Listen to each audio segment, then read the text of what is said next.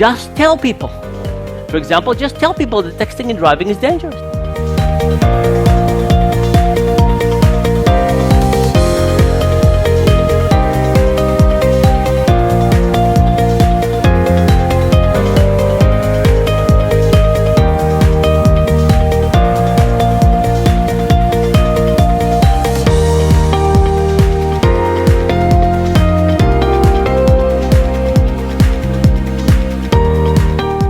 The first one is to reduce friction. We want to take the rocket and have as little friction as possible, so it's the most aerodynamic possible. And the second thing is we want to load as much fuel as possible to give it the most amount of motivation, energy to do its task. And behavior change is the same thing.